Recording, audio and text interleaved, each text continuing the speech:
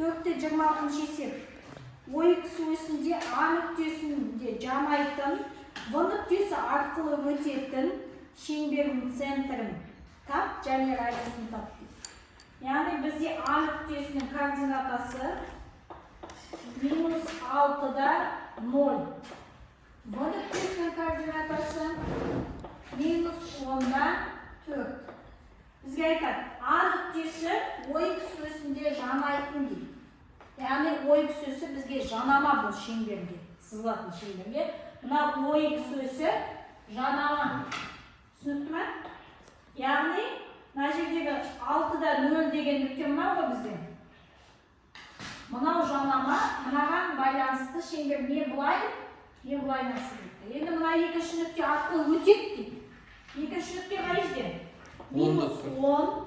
10-нан бастап 4-ке көтерілеміз. Мынамен көтерілеміз, мынау В нүктесі, мынау А нүктесі. Түсініктіңіз ба? Енді бізге OX өсінде жанайтын деген сөз, радиус жанамаға қандай болады?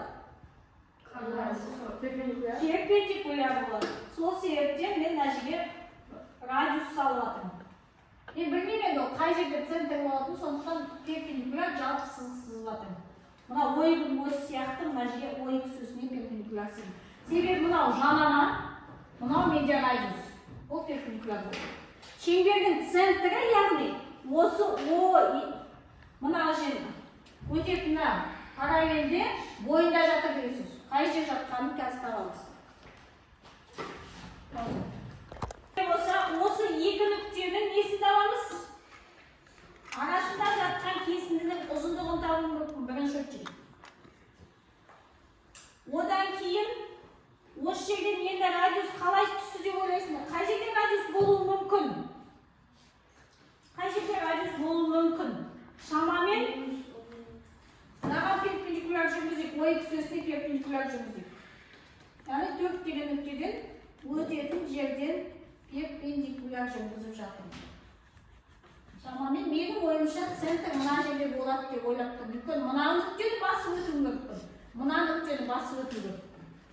Түсінесіңдер ме? Осыған байланысты пауза жүргізіп. Мынау нүкте, міне жанасып тұрған нүктеміз. Мынау радиус перпендикуляр, OX осы бізде жанама. Енді мына жерде пайда болған үшбұрыш шығарыңдар. О, В, А үшбұрышы. Бұл үшбұрыш туралы не айтуға болады? Егер мына екі арақашықтық радиусқа тең болса, онда бұл қандай үшбұрыш? Тең берілі үшбұрыш. Берілі тең ғой.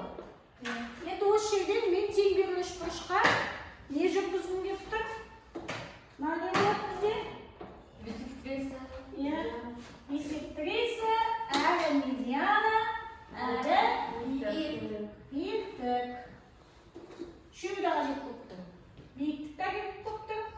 Бисектриса да болу керек болып тұр бізге. Нешеден бөлді мынаны? Қанша градус? Градусы қандай? 45. Үйткен мына жер 40 қой. Сондықтан мына жер 45-тен.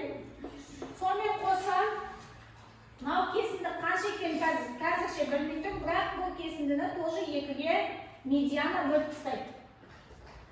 Біз радиус табу үшін мынау жерде тікбұрышты үшбұрыш. Тікбұрышты үшбұрыш. Так, сөз тоқтатамыз, тікбұрышты үшбұрыш. Сонда менің радиусым не болып тұр? Мынау тікбұрышты үшбұрыштың катеттары. Радиус, мына жер қанша? Мынау 45 болса, мынау 90 болса, мынаның градусы қанша? 135. Жоқ. Үшбұрыш қой? Үшбұрыштың. Бұл 90, мына жер 45, мына жер 45 болады. Тоже 45 болады. Бұл тамам бұрыштар 45-тен болса, бұлардың катеттары қандай? Тең. Сонда мынау қанша мына жерді қазір тауып алсам мен, ол мына жерде соған тең деген сөз. Сол арқылы біз гипотенузаны оңай табамыз. Енді мен АБ кесіндісінің ұзындығын табуым мүмкін. АБ кесіндісінің ұзындығын табудың формуласы қалай еді?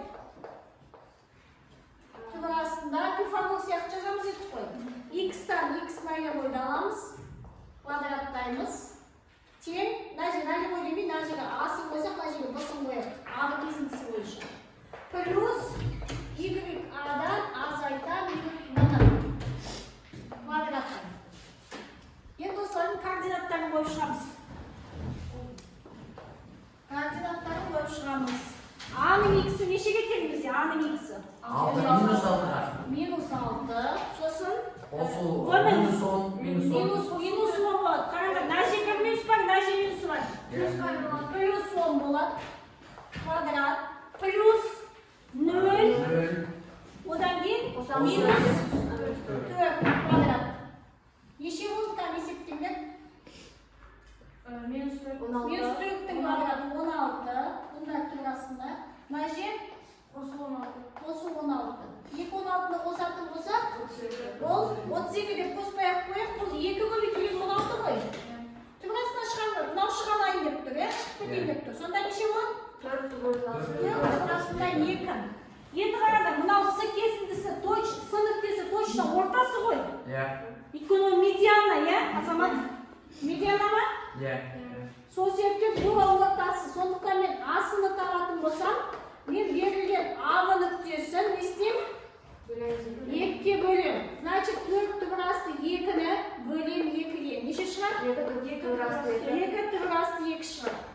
Сонда менде мына жер 2 турасты 2. Мынада 2 турасты 2 екен. Енді гипотенузаны табыңдар. Радиус менде бұл гипотенузаға тең болып тұр. С, иә? Көрдіңіз ме? Мынау 3 бойынша жұмыс істеп тұр. 3 бойынша жұмыс істеп жатқан 3 бойынша ОСА. Түсінікті ма? Сонда гипотенузаны табу үшін не істейміз? Пифагор катеттарының квадраттарының қосындысы. Х квадраттың А мен деп алайық, А квадраттың Ж квадратқа қосындысы. Менде бұлар екеуі де бір сан. 2 түбірасында 2-нің квадраты, қосу 2 түбірасында 2-нің квадраты. Ал есептейміз. Неше шығар? Мына ішінен жүрейік. Не болса жеке-жеке квадрат қоямыз. 2-нің басына квадрат ол 4, 8. Мына квадратын жоюға кетеді. Сонда 2-ге көбейтіледі. Қосу 6 тұғышында 4 көбейтілген 2 деген сөз шығар. Түсінікті ма бұл жер? Неше шықты? 8-8-ге қосамыз 16. 4 шығады. Шырғасына шығарғанда 4 шығады. Сонда менің радиусым нешеге тең болды? 4. Түсіндік па бұны? Уже жауап нейді? Радиус тең 4, мына радиусқа тең болады. Енді екінші бізге центр нүктесі 10-ы таптық. 10 нүктесінің координатасын табуымыз. Координатасын жазамыз. Пауза. Координатасын табу үшін А нүктесінен жоғары 4 сантиметрге жүрген кесінді бар. В нүктесінен бері қарай 4 сантиметрге жүрген кесінді бар. Сол кесінділердің ұзындықтарын табу бойынша кетеміз. Мынау сияқты мысалы. О-В-ны табамыз. Қалай табамыз О-В-ны? Яғни X одан алам X-В-ны. Түсінесіңдер ма? Квадраттай. Мынау формула ғой. Қосам Y-одан алам Y-В-ны. Енді 10 жазсам, 10-ін жазасың. Түсінді ма? Квадратты. Ал, солай кеттік ал.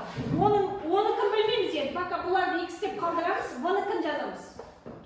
Так, X-тан алам. V-нікі неше менде? Минус 10. X-і. Сонда ол плюс 10 болады. Бұның квадраты. Қосу Y-тан алам 4-ті. Осының квадраты. Бұлар менде 16-ға тең. Түбірасын жазбасам болады, е? 4-ті квадраттай салдым мына жаққа кеп. Бұл негіз 4-ке тең ғой ұзындығы. Мынау радиус 4 екен біліп тұрмыз ғой мына жерін. Сондықтан осы 4 қойып тұр. Енді екінші теңдеу. А-дан аламыз. X алынған А-нікін айтыңдар. А-ның координатасы 6 ғой. Плюс 6 квадраты қосылған. Y-тан алам 0-дің квадратын. Тең, бұл да 16-ға тең. Бұл жүйе менде. Себебі X-тардың орнында тығылып тұрған сандар біреу деген сөз. Екеуін бір-бірінен алып тастайды. Алып тастамас бұрын мынаны ашып жегім керек. Қосылғыштарға жіктеуіміз керек. Қысқаша көбейту формуласын пайдаланамыздан жіктеп жүреміз. X квадрат плюс айтыңызшы. 20 плюс 100 плюс Y квадрат минус 8 плюс 16. Плюс 16. Тең 16.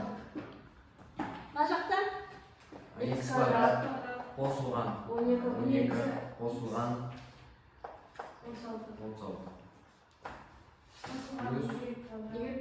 Y kvadrat. Azaltılgan 2 Nölді қажет жоқ. Ана ya. Санға нөлді қоссаң, сен санның өзі шығады, содан көбейте сал. Енді осыдан осыны алам. X квадраттан X квадратты алдым, X тақ жойылды, бітті, нөл. 60 болып жойылды. 20-дан 12-ні алам. 8x. 100-ден 64-ті алам. Ой, 36-ні алам. 64 плюс 64. Y kvadrat, Y Y тақ kvadrat жойылды. Минус 8 Y. Тең. плюс 16. Тең 16. Тең, 16-тан 16-ны алам. 0. 0. Енді 64 16 қосамыз. Мынаны бәрі 8. Мынау сандарды ана жаққа алып кетейік. Aha. 64 16 9 неше болады? 80. 80. Так, Minus.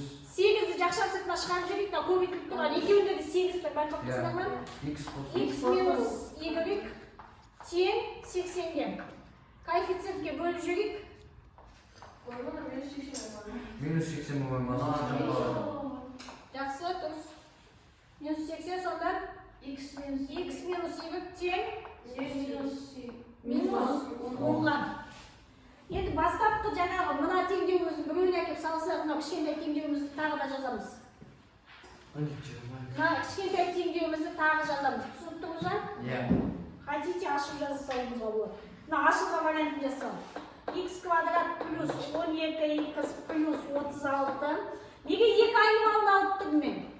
Екі теңдеу қылып тұрмын сол себептен. Түсінікті ма? Екі айнымалы ғой бізде. Иә. Сол себептен екі теңдеу болу керек. X минус Y тең минус 10-ға.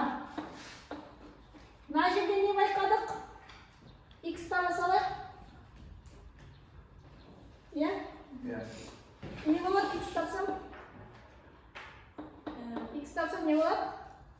Минус 10. Ал кішкене, ыңғайсыз болып тұр. Татырмай, Y табашы мен.